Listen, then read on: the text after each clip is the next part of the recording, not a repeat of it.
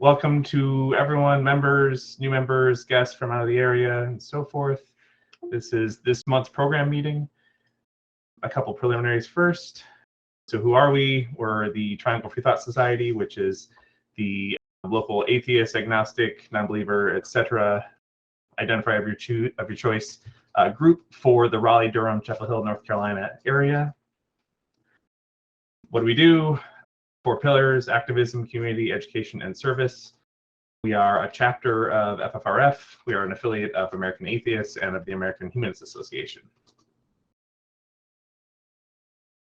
Quick stuff, I got to plug support in TFS through membership, donations, or Amazon. Those things help us provide events for all of our members, and so really appreciate it. If anyone's interested, you can go to trianglefreethought.org to do that. All right, we have monthly meetups. We just had one in Durham on Monday. We have another one coming up in Raleigh-Cary this Friday, and then we have a virtual meetup 4th Monday of the month. And so those are all the information for that is on the usual places: Facebook, Meetup, or our website. And then this month we have 2 additional in-person events. So the first one on the 15th is a zoo trip in Ashboro. Great one for families. Definitely happy to see any of y'all in the area. Meet you at the zoo. And then we're also doing a hike at Eno River State Park near Durham this month for those who like getting out in nature with other freethinkers. All right. Next month, we have Lindsay Osterman, who is a social psychologist at Roanoke College. She will be speaking on a skeptical topic to be determined. That'll come out in a newsletter in early June as to what exactly that topic is, but I'm confident it'll be quite good. All right, now for tonight's program with Alison Gill from American Atheists. She is the VP of Legal and Policy, manages American Atheists federal and state advocacy for religious equality, litigation activities, and church-state separation. Nationally recognized expert on civil rights law and state advocacy, and has a forthcoming podcast that I'm excited about called We Dissent, along with 3 other ladies who are, I believe, lawyers, all at several different atheist activist organizations. So that should be really exciting. So look up the We Dissent podcast if you're a podcast person like me.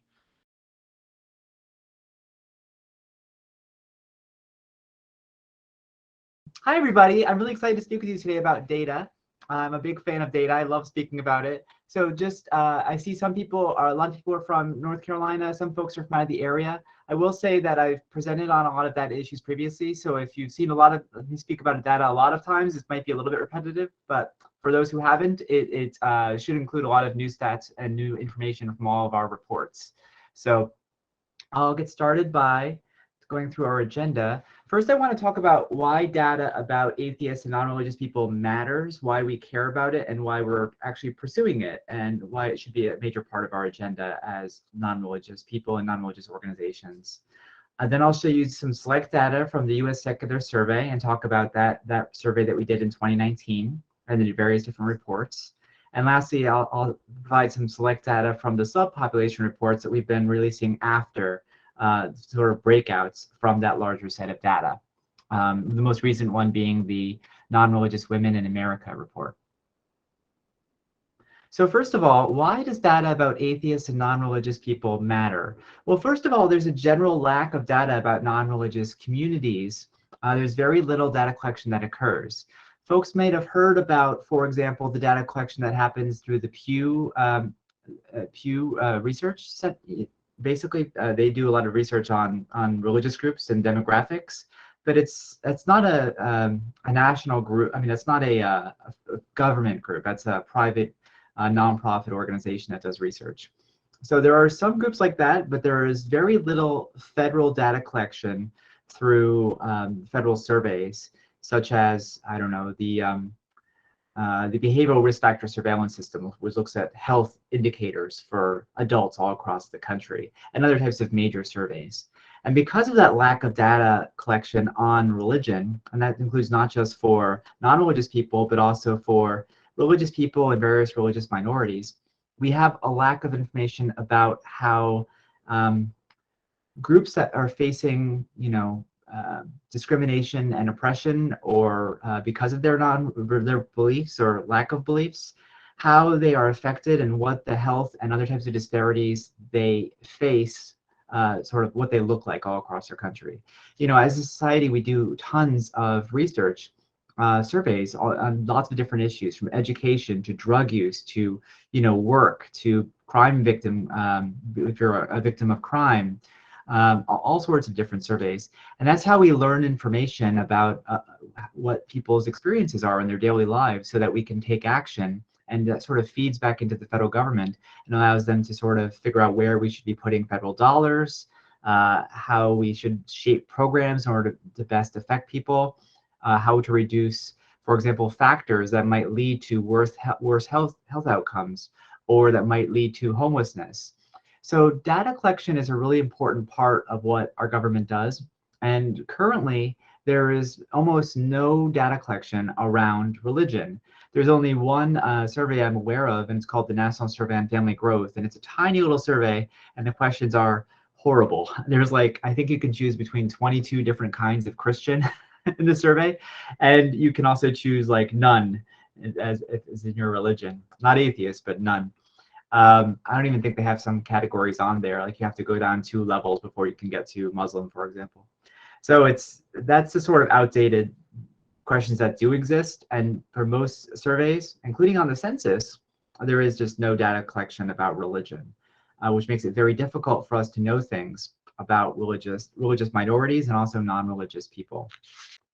So other groups, most notably the LGBT communities, have basically over time worked to get increased data collection for sexual orientation and gender identity in federal surveys.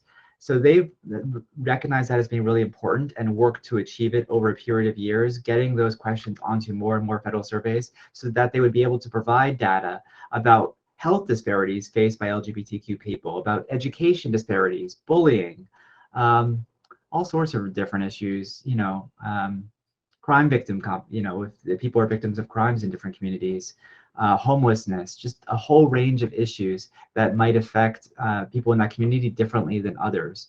And that way they can make sure that there is better targeting of care and programs and also funding to deal with those issues. So that's something that LGBT organizations have really, really focused on and been very successful on.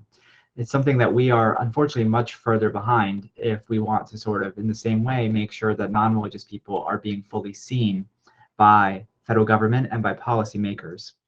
Currently, without data, non-religious people and the issues they face are largely invisible to lawmakers and to others. That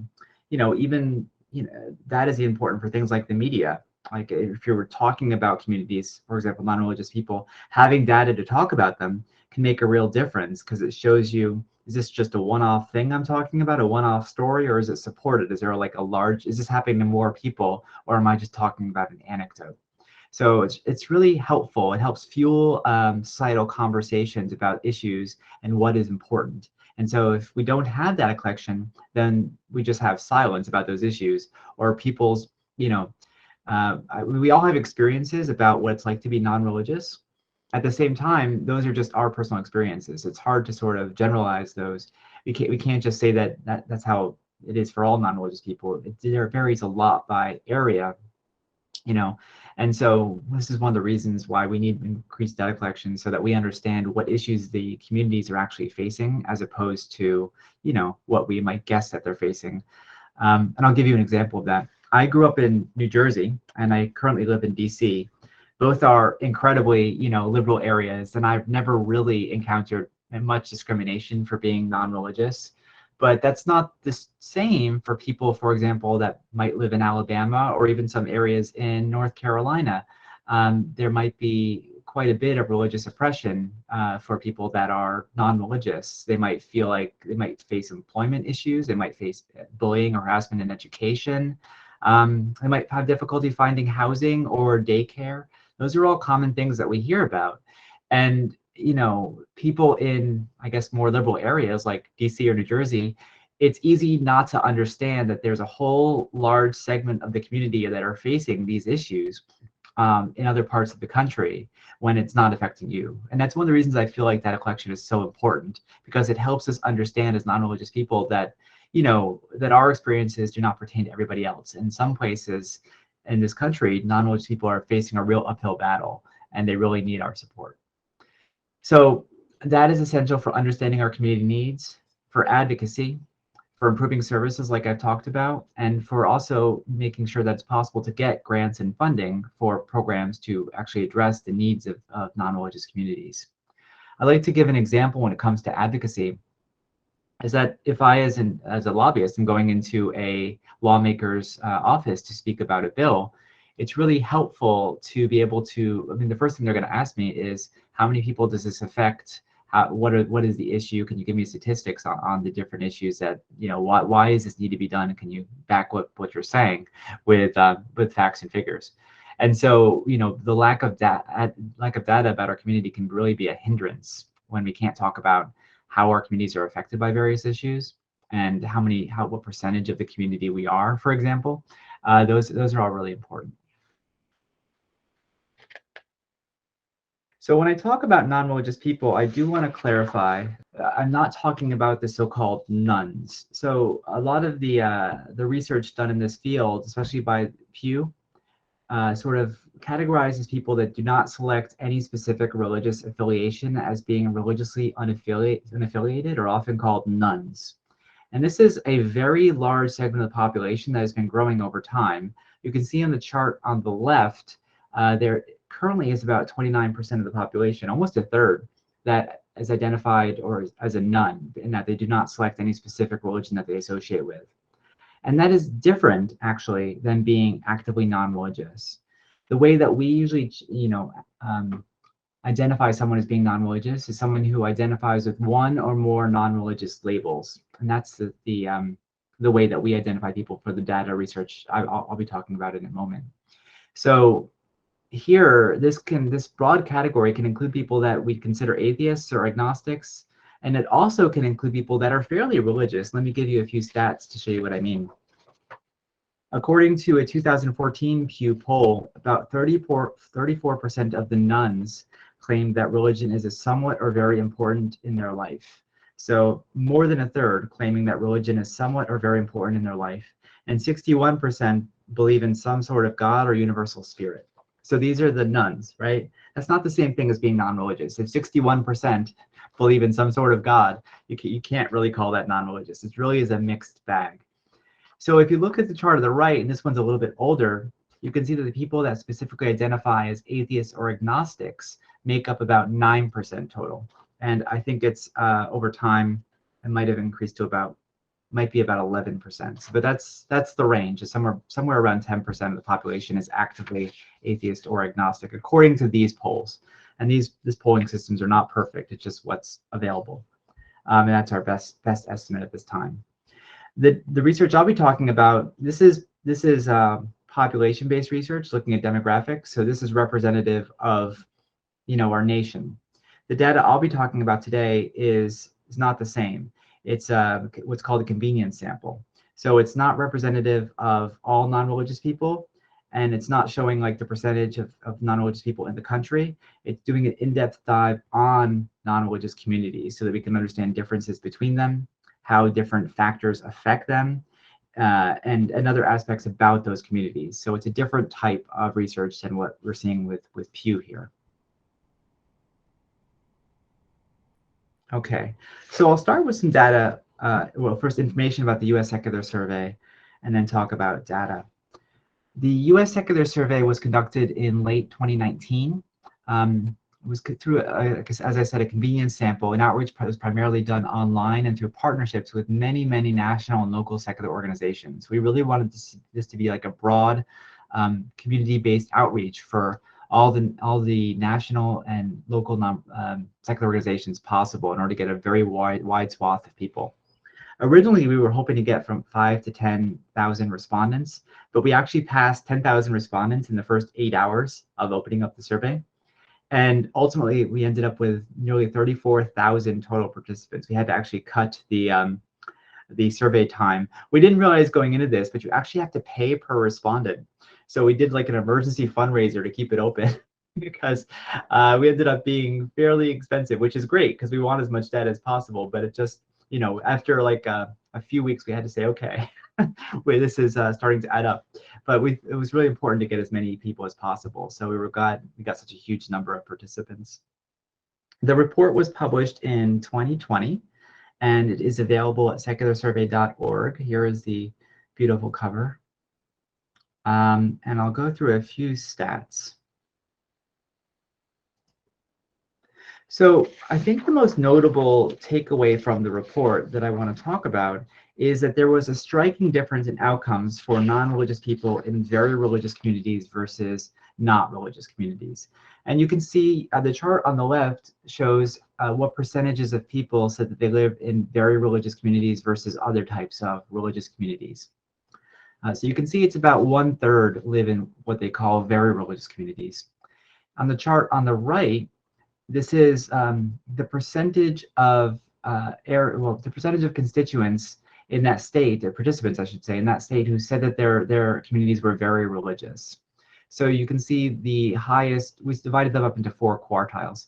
So you can see the dark purple states were the states where the highest percentage of participants said that their communities were very religious, and there's North Carolina in that range right there. So comparatively, I think it was on the lower end of that range, but still, it's nearly 50% or more of participants in North Carolina said that their communities were very religious. So in very religious communities, we see that there is a greatly increased discrimination and stigma, and they had higher rates of concealment. So people were more likely to conceal their non-religious identities. The participants from those areas were also overall more lonely and more likely to be depressed. It's one thing to know this, as I was saying, from anecdote, but it's another thing to see clear evidence about the significant differences in how non-religious people are treated in very religious areas versus less religious areas.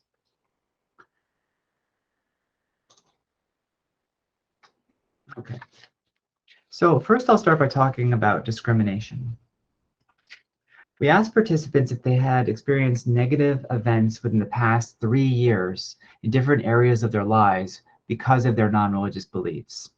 So you can see the range goes down from social media to family, and then we start getting to things like military, education, private businesses, etc. So about a little bit less than 1/3 of people said that they experienced discrimination in education within the last 3 years because of their non-religious beliefs, which is remarkably high. And almost half people that are in the military said that they face similar issues.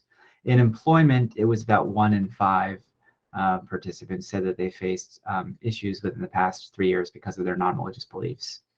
So you can see that these are remarkable rates, but this was not evenly distributed. I'm going to now show you a graph that's broken up by community type, as in community religiosity. And if we look at it by community religiosity, we can see that, you know, a lot, or the vast majority of this discrimination is taking place in very religious areas. So looking at education, I just said that about 1/3, a little bit less than 1/3 of non-religious people in our survey faced discrimination who had been in education the last 3 years. Well, here in very religious areas, it's closer to 4 and 10, and in not very religious areas, it's only about 17%. So it's quite a difference, more than twofold difference that we're seeing in these very religious areas. And the same thing is true across the board. These are just some select areas which I'm showing you: employment, public services, private businesses. But that was across the board in every single category that we looked at. It was much higher in very religious areas.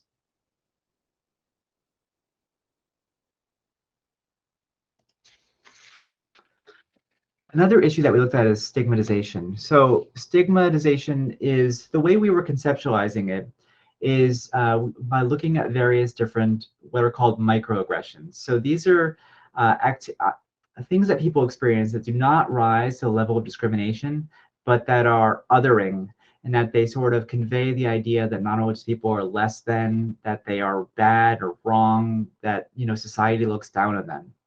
And by aggregating these together and looking at how often people have these kinds of experiences, we're able to create a measure to look at how much stigma they're facing for being non-religious in their communities. So that's what this graph represents. This is what's called a scale, and that we're looking at these types of microaggressions. And let me just give you a couple examples. People have asked me to join them in thanking God for a fortunate event, right? So that's a minor thing. It's not discrimination, but it's something that non-religious people face often and might find annoying, right? But when it happens all the time, then it can be more than annoying. And we're seeing these, different issues. You can see a few of these. These might have happened to you. You might be familiar with these types of experiences. So by calculating this, we're able to arrive at an average and have something we can make comparisons across through different types of, factors. Like we can say, how does this number that we're receiving from the scale differ in very religious areas versus not very religious areas? Just as one example. So that's exactly what we did. We plotted on the left side how often. Well, the left side is of the graph is basically the microaggressions scale compared to, on the bottom, the percent of participants saying their community is very religious by state. So the states where people say are most likely to say their community is very religious, Mississippi and Utah, we see also have the highest levels of stigma and microaggressions people are facing. And on the other side of the scale, we see states like Connecticut, New Hampshire, Massachusetts, and Vermont, where the people say that their communities were not at all religious, and there's very little stigma. So you can see a pretty clear pattern there. It's always remarkable when data looks like this, because you can pretty clearly draw a line, which is useful to understand what's happening. On the right side, we sort of broke out states into quartiles based on how much stigma there is for being non-religious according to people's self-reporting. This map, you'll notice, looks a lot like the previous map I showed you that looked at percentage religious communities by state. It's a little bit different. You'll see North Carolina there is what's called a medium stigma state instead of one of the higher stigma states. But you can see where the stigma tends to be concentrated. It's just a graphic that helps visualize what this chart on the left looks like. So those are some images, some pictures and items from the main report, reality check. There's a lot more in that report. It's a very long report, and I encourage you to check it out. I'm not going to go through all of it today because that would be very challenging, but I wanted to just convey some of the larger themes. And I think the most important theme is the difference in people's experiences from area to area. So I'm now going to switch a little bit and talk about some select data from the subpopulation briefs. And so far we've done 3 different subpopulation briefs.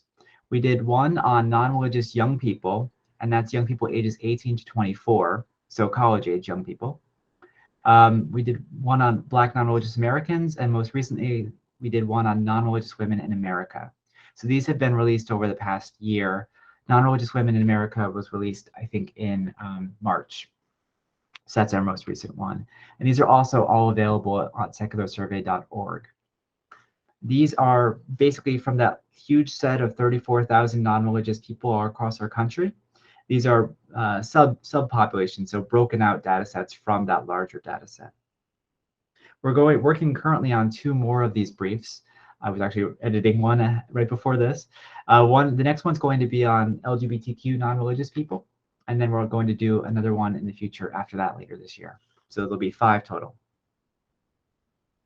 So I'll start with, I've pulled a few slides from each of these just to give you an idea of some of the major issues that these people in these communities or these subgroups are facing that might differ from the larger population of non-religious people.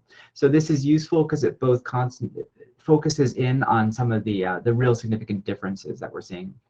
This first slide about family rejection is from the Tipping Point Generation Report. So this pertains to non-religious young people. And so here, this is, there were about 1/5 of non-religious young people reported that their parents were not aware of their non-religious beliefs. So about 1/5 reported that they were not aware. Of the rest, this is what this graph shows. We see that a certain percentage were very or somewhat unsupportive, when others were supportive or very supportive. Overall, more than 1/3, about 37.5%, reported their parents were somewhat or very unsupportive of their non-religious identity. And 2/3 of youth reported negative experiences with family due to their beliefs.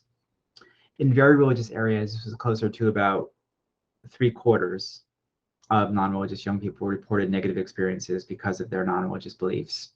So we are seeing a large amount of family rejection, and this has really significant impacts, unfortunately, on non-religious people. So youth with unsupportive parents were about 45.4% more likely to screen positive for depression compared to youth with very supportive parents. So there definitely is having, it shows that there's an impact to this type of outcomes. The rejection also had a significant impact on things like educational attainment. For example, people with less supportive families were less likely to go on to achieve higher education. So we can also draw those connections. There's more information about this in the youth report, but it is, I think, a really important area for us to show. This is also from the youth report. We looked at religious upbringing and what that looks like. So about 1 in 6 of young people that we surveyed, this is ages 18 to 24, were raised in non-religious households. Now, comparatively, if we look at the full data set, it's closer to about 1 in 7 of the full 34,000 non-religious participants were raised in non-religious households. But for youth, it's more like 1 in 6. So it's increasing over time. And we can see there the breakdown is probably what you'd expect based on the demographics of religion in this country. Interestingly, we also asked how strict was their religious expectations when they were raised in those households. And that's the chart on the right. You can see about a little bit more than 1/3 had relatively relaxed expectations, about 1/5 had no expectations, and the rest had somewhat or very strict expectations. But we were able to sort of understand what impact this had on non-religious people. And I found this really fascinating and worth noting, is that youth raised with very strict religious expectations, I should say non-religious youth raised with very strict religious expectations, were 42.3% more likely to screen positive for depression than the other youth in the survey. So that's really significantly higher. So it has a real negative impact, unfortunately, on non-religious young people when they have these strict religious expectations on them. And of course, we might have, intuited that, but there's data to show that, which I think is really interesting. So I'm moving on from the youth report and pulling these next couple slides from the Black Nonreligious Americans report. And here we're looking at concealment. So this is another scale, like I was talking about previously for stigma, but this scale looks at concealment, or how often non-religious people conceal their non-religious identities in different aspects of their lives. We know that concealment is associated with, feeling a lack of authenticity, having difficulty establishing close ties with others, experiencing more social isolation, and having lower feelings of belonging and psychological well-being. Basically, if a person has to constantly conceal their identity and things that are important to them and their beliefs, it has a psychological cost to it, which is very understandable, but this is useful to be able to measure that sort of thing. So that's why we have a concealment measure. Our data shows that concealment is associated with several types of negative outcomes, including increased loneliness and risk for depression. So looking specifically at concealment here, though, we looked at different areas of people's lives. For example, how often they conceal with their family of origin, with people at work, people at school, and so you can see the differences here.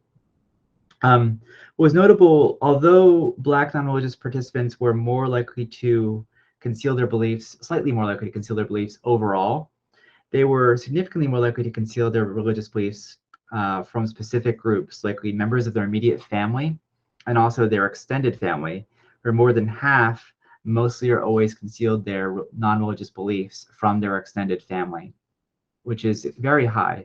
And also it's notable that Black participants were 42% more likely to always conceal their non-religious beliefs in 3 or more areas of their lives. So although overall the concealment rating is not a lot higher for Black non-religious Americans, by looking at it in this way, we're able to see that they're concealing all the time for major portions of their lives, which has, I think, it shows that they are less likely able to sort of be themselves in different aspects of their lives. They have to sort of tightly contain their identities, which can definitely have an effect on people. We also saw overall about 16% more concealment in very religious communities for Black non-religious Americans. And what I'm saying here, this is amplified compared to other groups. There was concealment among all the categories, and there was heightened concealment in not very religious communities. I'm using this as an example from the Black non-religious report because here it was amplified, particularly in different areas. So moving along to psychological impacts, we saw that increase, and this is again from the Black non-religious report, we saw that the increased stigma and greater concealment was associated with greater loneliness. And so that's the scale at the left. We see, we plotted loneliness across the concealment scale.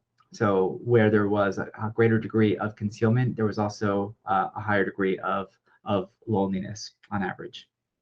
Black participants that always concealed their identity were about 36.6% more lonely than those who rarely did so. But also, that's about loneliness. We also found that Black participants had higher rates of depression than other participants. It was about 1.5 times higher for all Black participants. However, for youth ages 18 to 24, they were 3 times as likely to be depressed as older Black participants. So we saw a really significant difference there.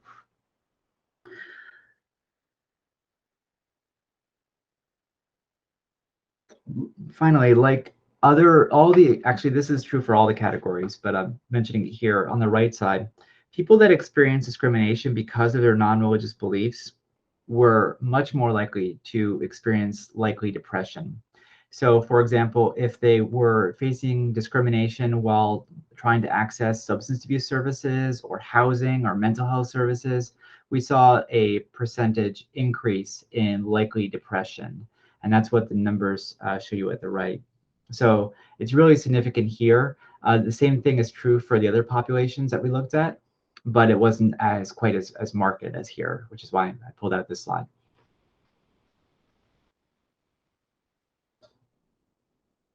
Okay. And one of the important ways that this sorts of psychological outcomes can be sort of mitigated or addressed is through community engagement. We found that, even with the barriers I've been talking about, that Black participants were about 1/3 more likely than other participants to seek out and join local secular organizations. So they're more likely to engage in secular organizations at the local level. And those living in very religious communities were significantly more likely to be a member of a national or local secular organization as well. So there's more likely overall and even more likely in very religious communities. So there were important psychological benefits for being part of communities, including reduction in likely depression. It was about 1/3 less likely to be depressed. So people that were members of national or local organizations were about 1/3 less likely to be depressed. So there was definitely a protective factor involved there compared to other people that were not members of national or local secular organizations.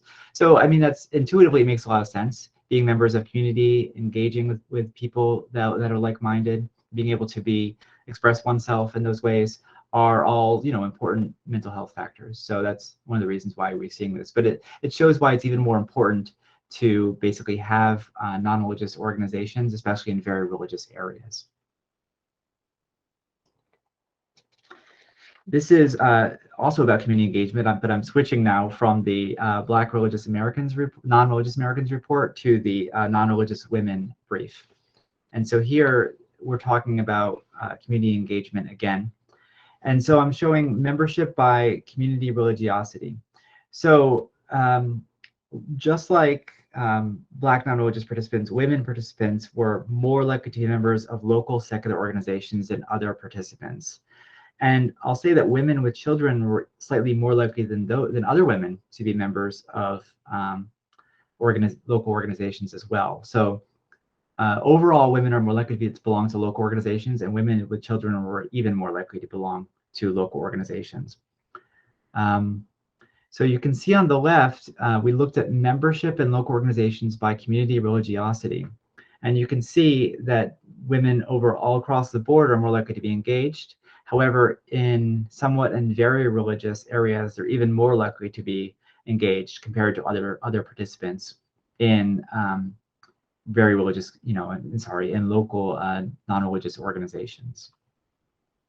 And the same is true if we're looking at census regions. So you see, especially in the South and Midwest, there's a lot more engagement. In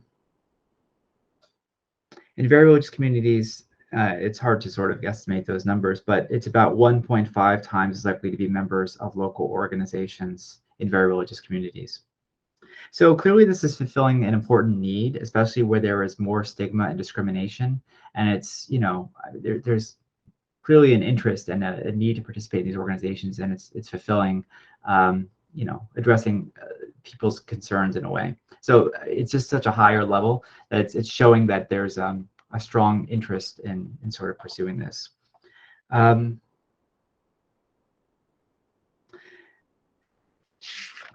Sorry. Just like with the numbers I was giving you before with Black non-religious Americans, we see that women who are members of local and national secular organizations were about 1/3 less likely to be at risk for depression. So again, it's showing that this is an important protective factor. We also asked about engagement with different types of activities by different organizations. So not only were you members of an organization, but we identified 4 different types of activities that non-religious local organizations often engage with. And those are social opportunities, debates and lectures, volunteer opportunities, and advocacy opportunities. And so we asked, how likely women were to interact with each of those different types of activities. In each of those areas, women were slightly more likely to participate in social and volunteer activities compared to the other areas. However, we saw more notable changes while looking at women with children. And that's what these 2 graphs show, engagement by women with children. The first graph shows that women were more than 1.5 times as likely to take advantage of it's not showing the graph. Women were about 1.5 times as likely to take advantage of activities for people with children overall. So if local organizations offered activities for people with children, the women we surveyed were 1.5 times more likely to take advantage of those opportunities. However, they were less likely to take advantage of other activities by secular groups, despite their comparatively greater interest in those activities, and despite the fact that they were more likely to be members of local groups. So that's what the graph on the left shows. They're less likely to engage with these different types of activities, despite the fact that they're more likely to belong to local organizations. And you can see a difference in each of the issues we looked at. And on the right side, we show that there is a great deal of interest by women with children in different areas, but there's less participation. And so the reason I bring these slides together is because it demonstrates that there's an unmet need here. And it's one of the things we write about in the report is that, a lack of access and opportunities for engagement by people with children and activities for children can be a real barrier to engagement of non-religious women. And so we're trying to show that through the data, and it does pretty clearly show that is the case. And that actually brings up another point, that in addition to the data, in each of the subpopulation briefs, we included a series of subsection at the end with recommendations for community building and organizing, talking about how organizations can basically work with, better engage different subpopulations in various ways, and recommendations for doing so, increasing organizing, how they might want to think about policy change and other matters. And we wrote those in collaboration. I'm just going to go back for a minute. with our partners who help to produce each of these reports. For the Tipping Point Generation, the youth report, we published that with the Secular Student Alliance. And for the Black Nonreligious Americans report, we published with Black Nonbelievers. And for the Nonreligious Women in America report, we published with Secular Women. So in each of those areas, we got feedback about and advice about, how do we better engage various different subpopulations of non-religious people and make our communities and organizing more accessible for everybody. So the last thing I wanted to show you here, this is from the Nonreligious Women brief. We asked participants about what the top 3 priority policy issues that secular organizations should work on. And so for all participants, if you look at everybody, the top 3 issues were very clearly maintaining secular public education, secular public schools, access to abortion and contraception, and opposing religious exemptions that allow for discrimination. So those are the top 3, just about for every group that we pulled out and looked at. Those were the top 3 issues. What's notable here, and this is again from the Nonreligious Women report, we see that when it comes to access to abortion and contraception, there was much, much more interest from non-religious women than other participants. It's about 48% identified that as a top policy priority as opposed to 31% of other participants. And this is a really critical issue because it shows that non-religious women, by and large, consider this a really important issue for secular organizations to work on, basically tied for the primary issue, along with maintaining secular public schools, that they think that secular organizations should work on. And given everything happening right now with the courts and this, discussions about abortion access and possible overturning of Roe v. Wade, it's even more notable that that non-religious organizations that want to engage in policy work play a role here. So I wanted to flag that, but you can see some other areas as well where people's interests, that that maybe people did not identify as one of their top 3 interests.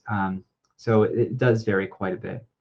I always find it notable, if you look at the bottom one on the list, opposing religious displays on public property. So you see it's not too much of a difference, about 10% for non-religious women, about 15% for all others. I think that averages to like 12 or 13% for everybody.